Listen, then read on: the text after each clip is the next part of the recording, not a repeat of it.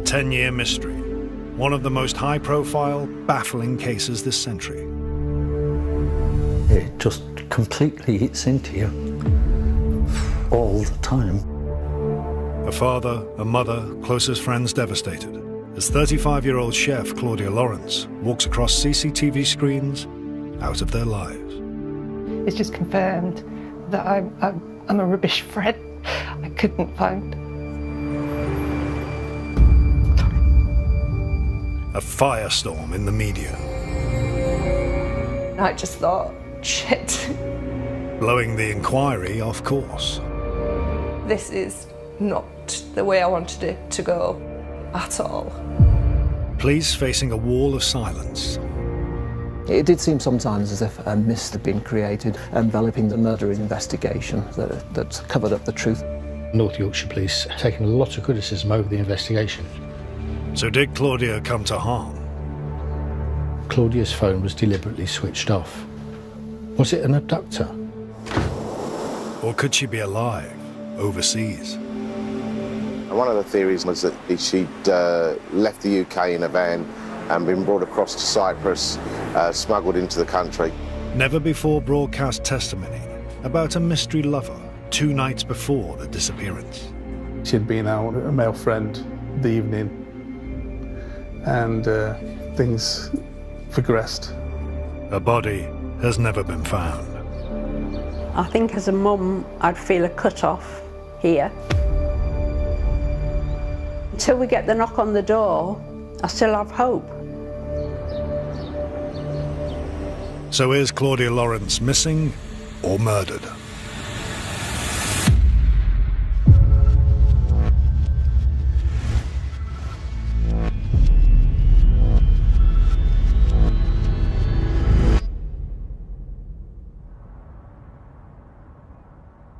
York, Friday, March the 20th, 2009. Peter Lawrence approaches the home of his 35-year-old daughter, Claudia.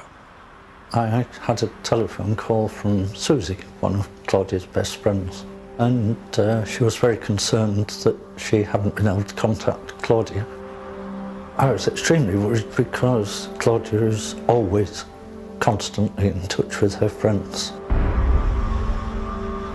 And it's very unlike her not to be.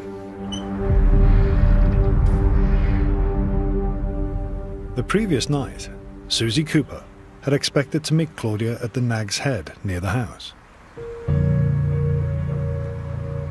That night it was just a normal night. We'd arranged to meet like we always do. It always happened, I'd get to the pub first and then Claudia would just kind of walk in the door. Their friend, Jen King, was working behind the bar. It rolled around to 10 o'clock and there's still no sign of her. I was worried because it was unlike her to just not turn up.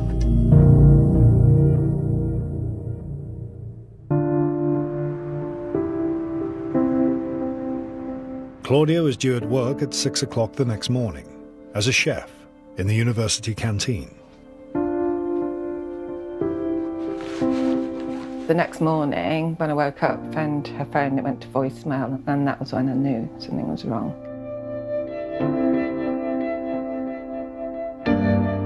Susie phoned up our local pub and spoke to the landlord there and asked him to go knock on Claudia's door. There was no answer. My feeling was just pure fear. Jen was calling hospitals. That's when Susie alerts Claudia's father, Peter. He drives from his home north of York. I was afraid we might just find Claudia lying on the floor.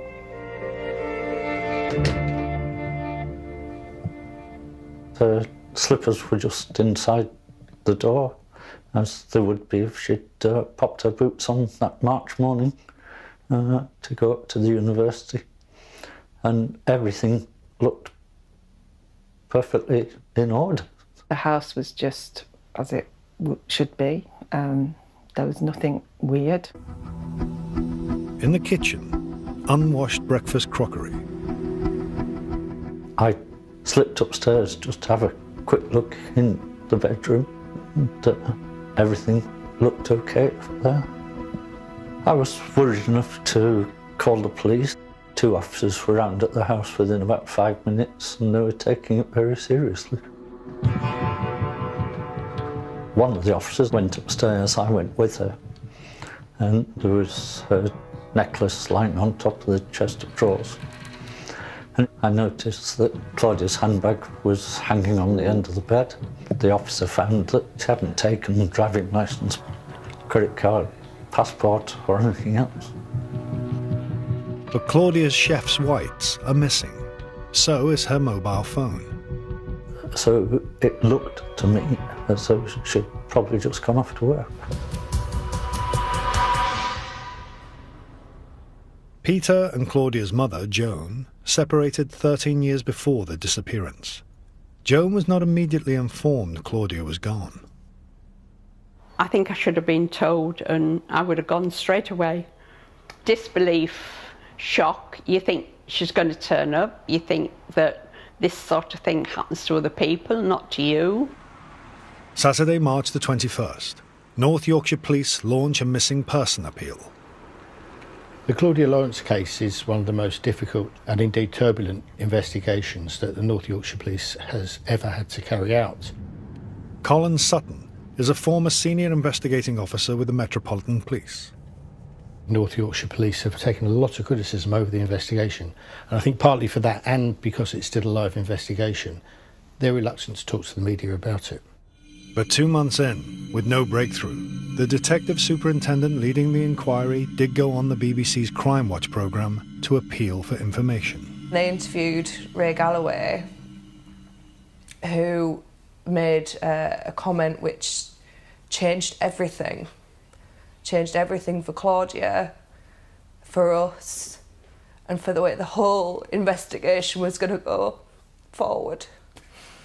And I just thought, shit, this is not the way I wanted it to go at all. Tell us what it is you want to see. As the investigation has developed, it's apparent that some of Claudia's relationships had an element of complexity and mystery to them. I'm certain that some of those relationships were not known to a family or a friend. He uttered those words, complex and mysterious. And I think at that point, I didn't really realise, to be honest, what effect that was going to have. Unwittingly, the police remarks triggered a media feeding frenzy. Mike Laycock is chief reporter of the York Press. That really provoked a tidal wave of coverage about her personal life, about her relationships, particularly by tabloid newspapers. And from then on in, she was labelled as some kind of home wrecker and some kind of scarlet woman, and she was neither of those things. Her character was just ripped to pieces, people intimating that she deserved what had happened to her. They didn't see Claudia as a victim of a crime. It had such a catastrophic impact upon people's willingness to come forward to find a young girl that had gone missing. And it's crucial in these investigations that you keep the public on your side, you keep them interested. It's not just the general public. Amid the media firestorm, information from people in Claudia's social circle dries up. Men in this area, they were frightened that they were going to be accused of having an affair or being in a relationship with Claudia when they hadn't. The whole thing blew this community apart completely. Well, the person they were speaking about was not my daughter. You need to bear in mind, North Yorkshire Police are a very small force, got about 1,300 police officers. Compare that to, say, 30,000 in London. So these things come along and they don't get much exposure to them. They perhaps make decisions that they might not if they were more experienced. It did seem sometimes as if a mist had been created enveloping the police investigation that covered up the truth about what happened to Claudia. So what did happen to Claudia? Are there clues that she could still be alive? Policemen can have to pin down her movements to get the CCTV images. Or does evidence point to murder? My theory has always been that she was picked up en route by someone that at least she recognised.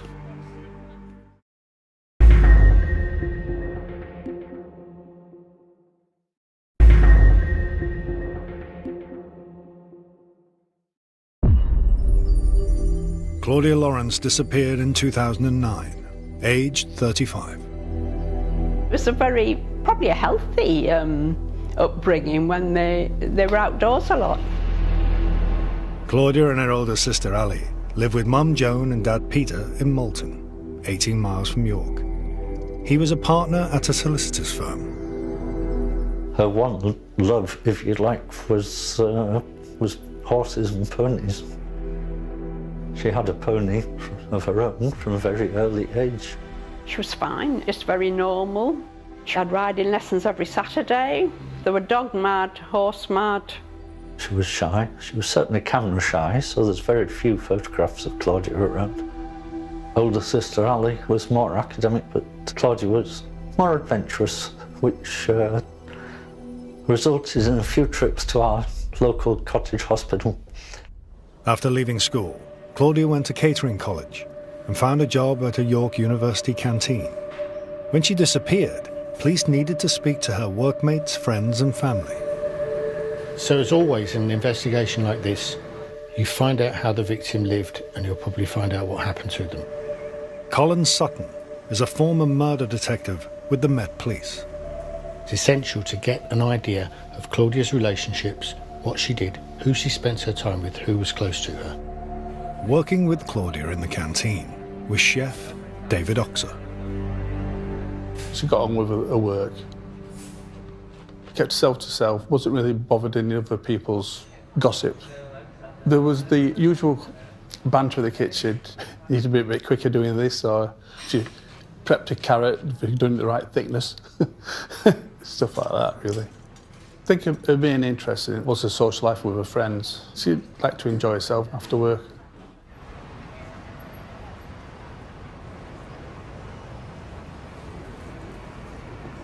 Jen King and Susie Cooper met Claudia when she moved to York in her 30s, at the Nag's Head. She was just hilarious, and I just remember thinking that she was just so funny. Yeah. That stupid little voice that she would adopt, but it was nice to get to know the lovely person that she was and is. I don't think you should apologise or change when you say was or is, because I think it is both, isn't it?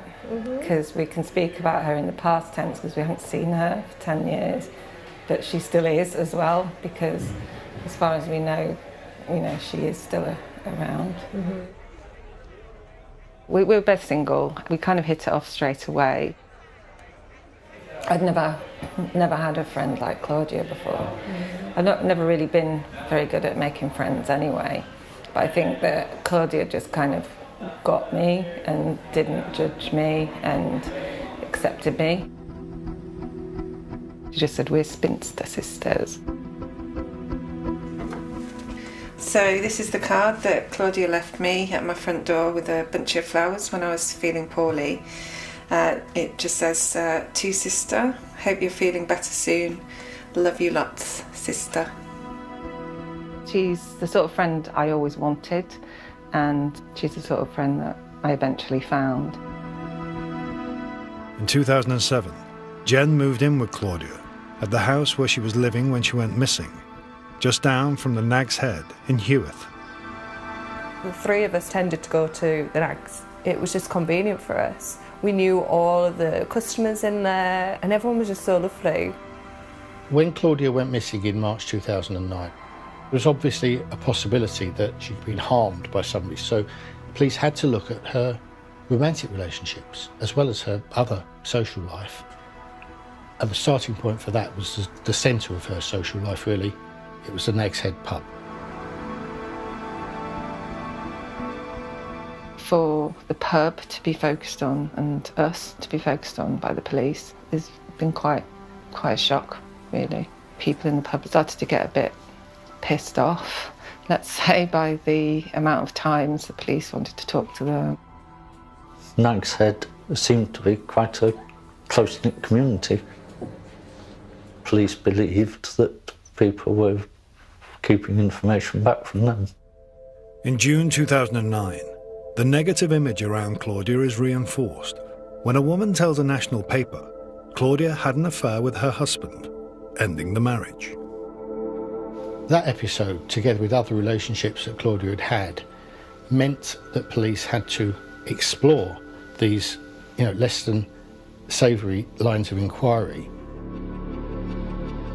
She was a beautiful 35-year-old single woman with no children, no ties, not even a pet to worry about. So I think it would be strange if she didn't go out and meet men for drinks or dates. She was quite entitled to do that. This really is a huge investigation, and all the time they're trying to find out, is Claudia missing or is she murdered? They're researching to see if she's still alive. Has she gone somewhere off of her own accord? Claudia had considered moving abroad, to Cyprus. We went away there, and our friend moved over there, and that's why we went to visit him for a holiday. When we went out there, there was a restaurateur that offered her a job every night. She always had one toe in the market.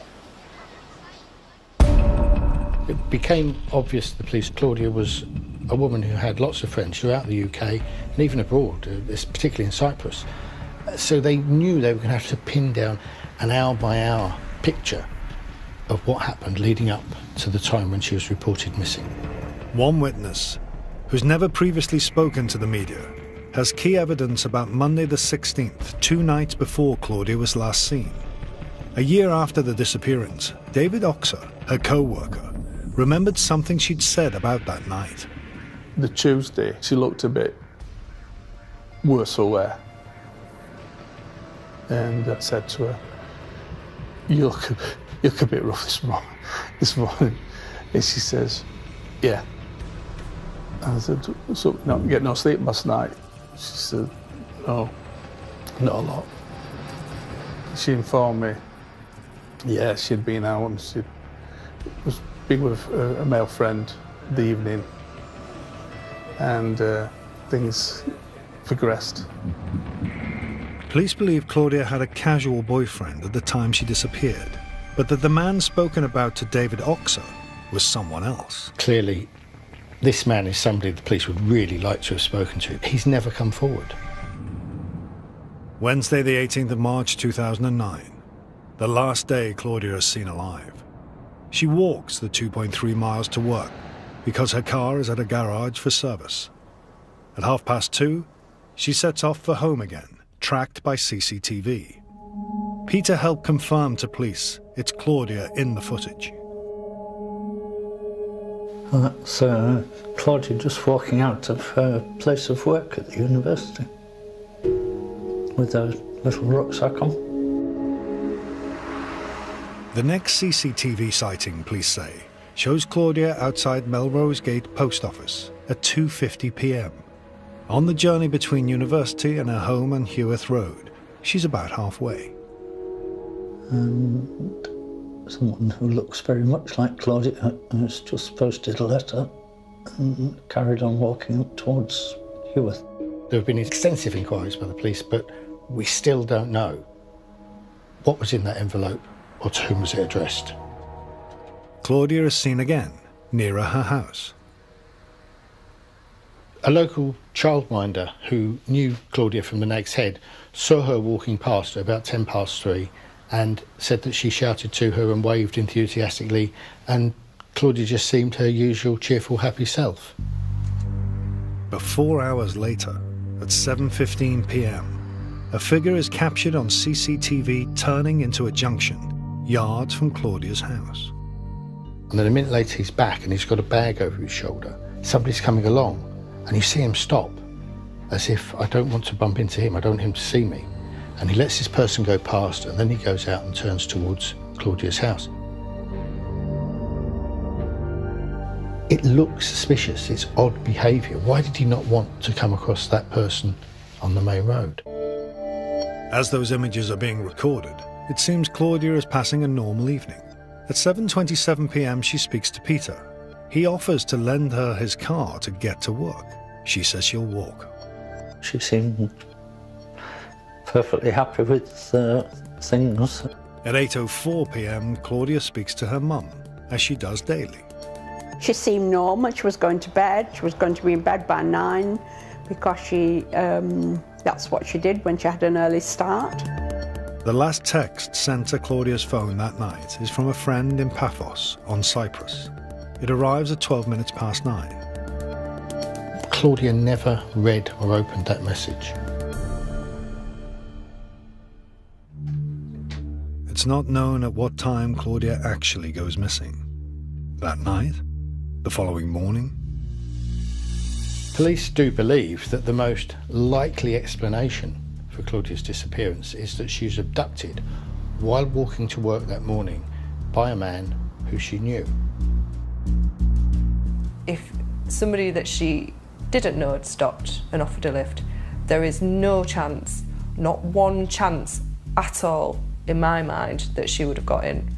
My theory has always been that she was picked up en route by someone that at least she recognised.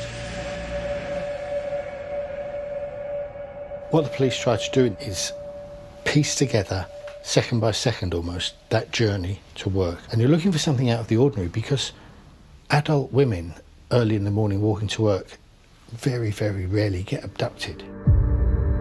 Coming up, are there clues Claudia wanted to go missing? Claudia's phone was deliberately switched off. Could it have been Claudia herself? Or is it murder? Please start making arrests. We just wanted them to rip off the bandage and just get on with it.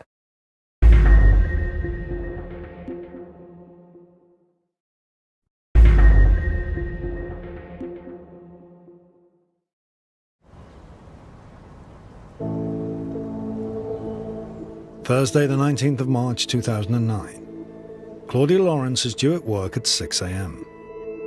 She has over 2 miles to walk to the university canteen. She'd have needed to set off shortly after 5. Whilst her image was caught on CCTV walking home the previous evening, this morning, there's none. But other people are seen. 5:07 a.m. This piece of CCTV is from the same camera as the one the night before, near Heworth Place.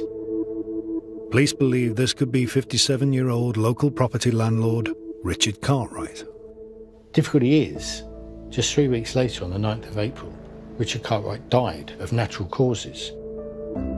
Police could never really fully eliminate him from their inquiries, but some of his friends have said, well, he was a conscientious man who used to get up early and go out and maintain his properties, and so he would have had every lawful reason to be about at that time of the morning. Claudia's father, Peter, scrutinises the next CCTV clip, 5:42 a.m. So this is clearly Heworth Road, and the car goes down, appears to brake. Now, why would it suddenly brake? Was there something going on? Did the driver stop and pick up Claudia? That car was never traced. Claudia did sometimes get a lift from her fellow chef, David Oxer. But that Thursday, having made no arrangement to pick her up, David drives past her road. Thought to myself, should I drive past her house, and as she's walking down, I could have given her a lift the rest of the way. But for some reason, I carried on, and I went down a different route. Part of me just wondered what had happened if I'd have gone up, if I'd turned left instead of carrying on. That was like a monkey on my back for a few days, few weeks. The what ifs. I even offered her taxi money to get a taxi to work and walk back, and she wouldn't take it, but I wish she had done. Police chart the route most likely to have been used by Claudia. Along it, several potential sightings. This is Melrose Gate Bridge, which is just about half a mile from where Claudia lived, down the road there. At about 5:35 in the morning, there was a cyclist who saw, where I'm standing now, a man and a woman standing talking. The man is thin, similar height to the woman, in dark hoodie and combat trousers, and smoking with his left hand. A search of Claudia's car turns up a cigarette butt. Police find male DNA. It did make them think back to the sighting here on Melrose Gate Bridge, but all efforts to find him have failed. Also on Melrose Gate, another potentially significant sighting, either that morning or the previous day. Mike Laycock is a journalist at the York Press. A woman contacted my newspaper to say that a jogger had been accosted by a man in a rusty white van on the Wednesday or the Thursday morning in Melrose Gate. That incident gained significance from a CCTV image captured by a bus just across the road from Claudia's house between 9 and 9:30, the night she was last seen. A parked white Astra van. It was there for around about 30 minutes. Now, nobody ever came forward to say that that was their van and to say what they were doing there. University Road, 6:10 a.m. on the Thursday, a few minutes after Claudia is due at work. A man and a woman were seen here on the pavement standing next to a car. The passenger door of the car was open and they appeared to be arguing. So police made appeals but with no result, so we still don't know who that was that was spotted. In the canteen at the university, no sign of Claudia. 10 a.m. The manager rings Claudia's mobile. No answer. Mobile cell data locates the phone within an area northwest of York. That cell site extended for around about 9 miles from the mast at the University of York in a sector that also included Claudia's home address. But Claudia's phone was not found at her home. 12:08, Claudia's phone was deliberately switched off. Now, the phone network knows whether a phone has been deliberately switched off using the button. Now, the question is, who switched Claudia's phone off? Was it an abductor? At 1 o'clock that day, a rucksack matching Claudia's is spotted by someone walking to York past the university. This is a path Claudia might have used on her way to work. The Carrymore rucksack was seen here lying on the grass. It had gone by the time police came here. It was never retrieved. At the York Press, they had to decide how big to run the Claudia story. On the Sunday afternoon, I was in charge of the news desk, and we had a story lined up for the front page about a murder. A press release came in about Claudia being missing, and it seemed a really exceptional case. The police said it was out of character. Her parents issued a very emotional plea for her return, so the editor decided that would be the splash for the Monday. The whole thing was obviously extremely upsetting, worrying. What on earth could have happened to Claudia? North York's police launched one of the biggest investigations in their history. There were more than 100 officers involved, 70 volunteers, police reinforcements brought in from surrounding forces, sniffer dogs, fingertip searches taking place. Very time-consuming, very expensive, very resource-intensive searches. Police searched for Claudia for a month, but with no sign, on April the 24th, the man leading the inquiry declares they're treating the case as murder.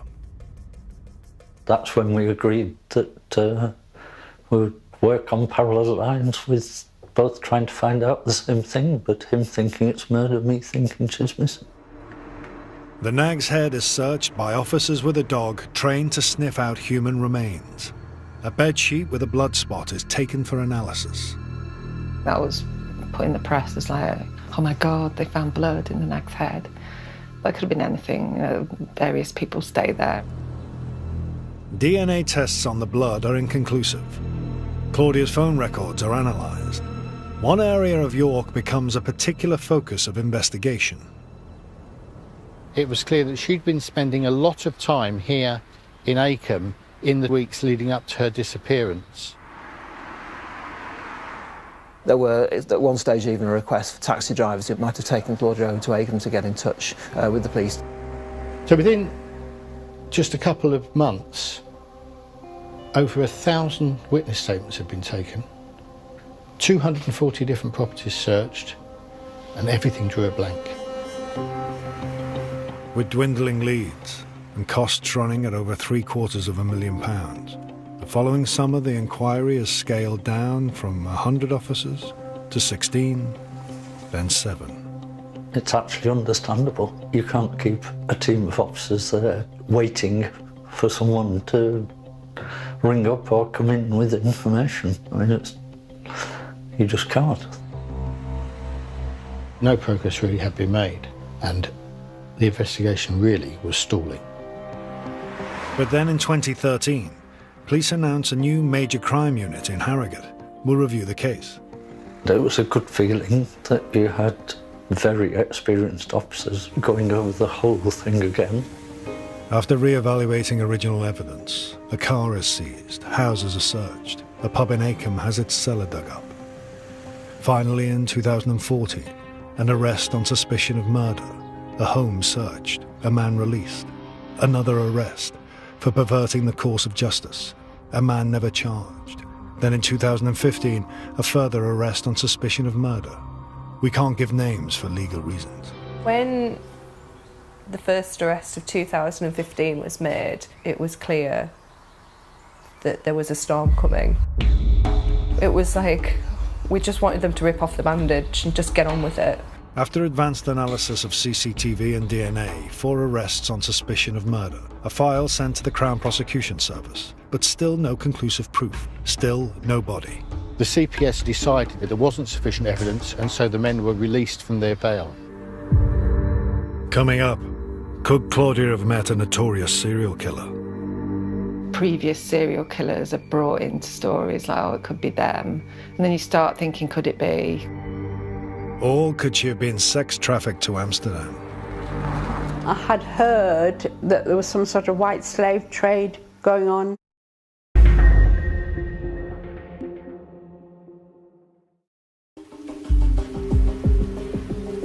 How could a 35-year-old woman vanish into thin air, without trace, for 10 years? The last text sent to Claudia Lawrence's phone before she disappeared in March 2009 was from a male friend in Cyprus. 2 years earlier, she'd visited Coral Bay with her friend Jen King. I just can't understand why she never moved abroad. She loved being away, she loved heat, loved having a tan. She particularly had a love for Cyprus. One theory that was investigated was that Claudia had done a moonlight flip, that she'd left home of her own accord and perhaps moved to Cyprus. 4 UK police officers descend on Coral Bay. People start asking if she's here or not. It was a big thing. At the time, Tim Efthymios is running 5 venues locally. Everybody they were wondering, especially in Coral Bay Strip, where she is. Police speak to a friend of Claudia's who splits his time between Coral Bay and the UK. Tony Theo, owner of Chalky's Bar, knows the man. Yeah, he's a really big character. He works in one of the local bars. At the time, the man regularly drives a van between the UK and Cyprus. And one of the theories going around was that possibly she'd left the UK in a van and been brought across to Cyprus, smuggled into the country. Police speculate at the time this could explain how Claudia might be abroad, despite having left her passport behind. To get someone from the UK to Cyprus in a van, you've got to go through a number of custom points, there'll be checks. Would she have got found out on the way through? Would she have lasted in the back of a van for that period of time? Probably unlikely.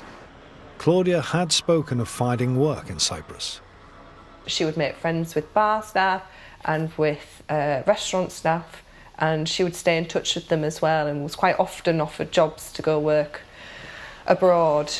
When she was younger, she was very much involved with horses, had her own ponies, etc. And she'd specifically asked the guy that we were talking about previously if he could find her some work with horses over here, maybe in the stables or at a livery or something like that. When questioned, the van driver denies involvement in Claudia's disappearance. Police check out his story. He's in the clear. They interview several witnesses. If she came back here after her disappearance, somebody would have recognised her, but no one's seen her. No one spoke to her. It's highly likely that she never did it.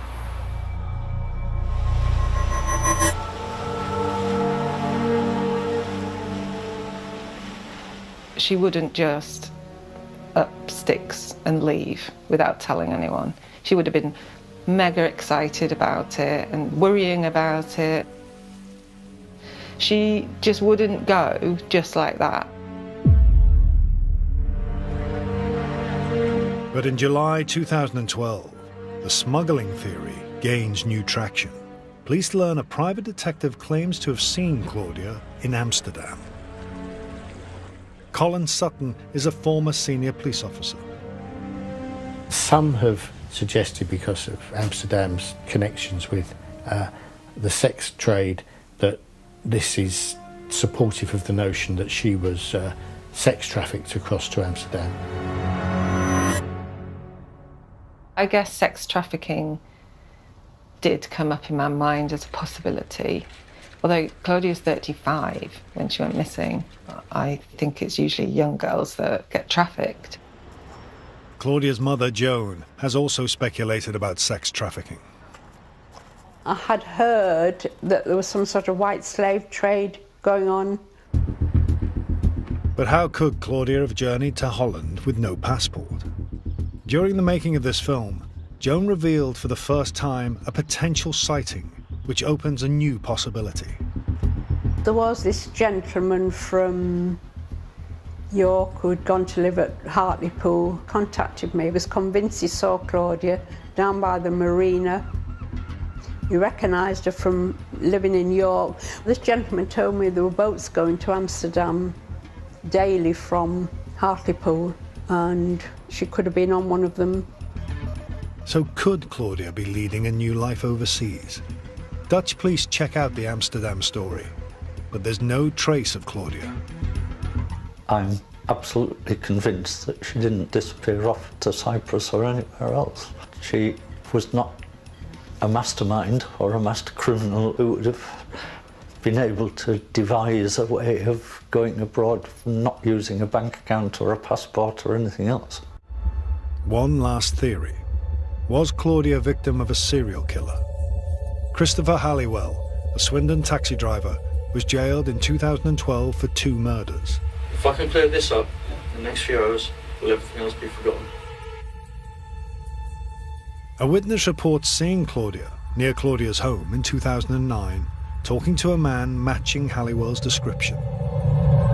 This man had tried to lure her. She said she will never, ever forget his eyes. She got such a clear view of him, but she knew who he was when she saw his photograph on television and in the papers. So could Claudia have met him? The police officer who was responsible for Halliwell's conviction looked at it and said that he thought it was a possibility, pointing out that he had family connections in Yorkshire.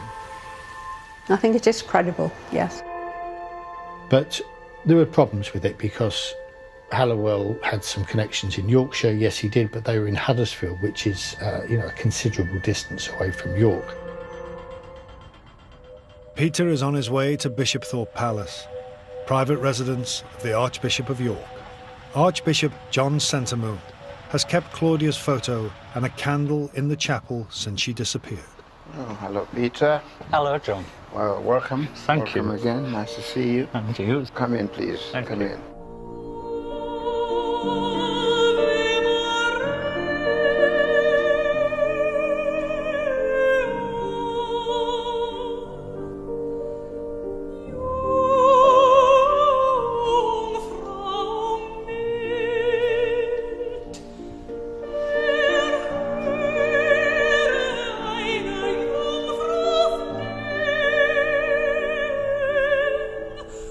God of invisible love and power, our hearts still ache. In your mercy, take our grief and take away our waiting. But above all, Lord, speak to someone who knows where she is. May this light burn all the darkness. So, Lord, in your mercy, graciously hear us. Yes, hear our prayer. Amen. Amen. Someone knows what happened. Yeah, and knows where she is. It's not just happened, knows where she is. And I just pray for courage that they will, through this program, they will be able to have their conscience really pricked. To come forward. Yeah. Thank you, John.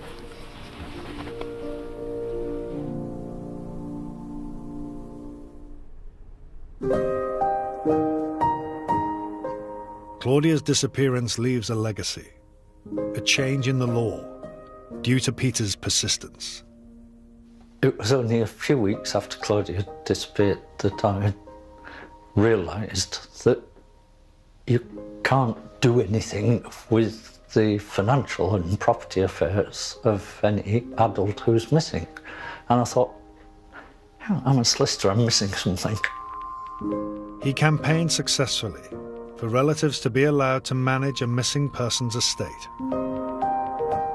I went to every debate in Parliament. It was really pleasing to hear the Minister say, this act will always be known as Claudia's Law. It was really good to hear. The police investigation is now in a reactive phase, with no action till there's fresh evidence. But the impact of Claudia's disappearance is unrelenting. I think it's really important to say that there's other knock-on effects on a wide variety of people. I have definitely, I'd describe it, withdrawn from life. I feel immensely guilty that I was not able to provide the police with information that could help her. Also, I've not been the best at life. Had it been me that had disappeared, Claudia would have had a better life than I've made for myself since she's disappeared. So it's just confirmed that I'm a rubbish friend. I couldn't find.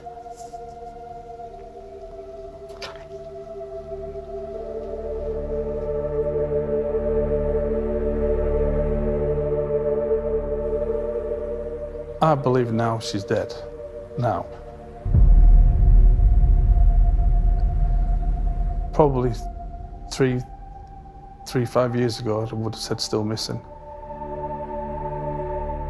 Sadly, I think the overwhelming likelihood is now that Claudia was murdered.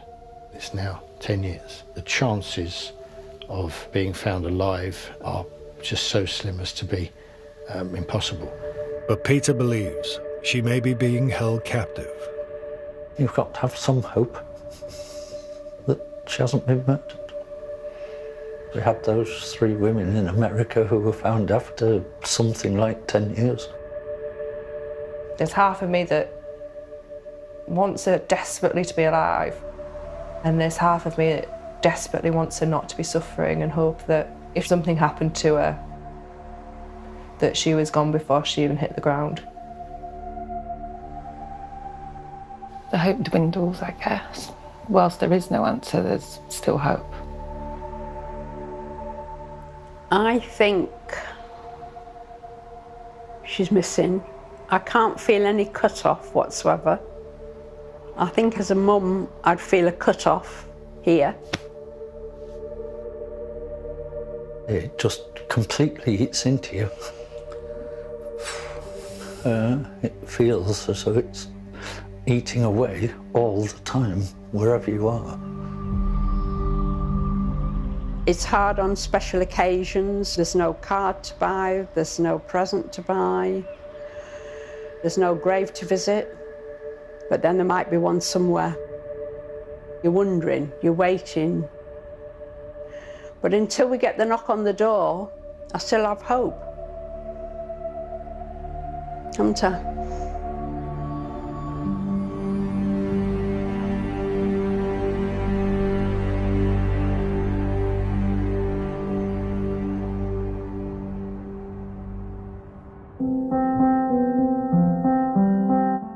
Could you be sleepwalking into a nightmare retirement? Michael Berg presents Britain's Great Pension Crisis, brand new tomorrow at 9:15.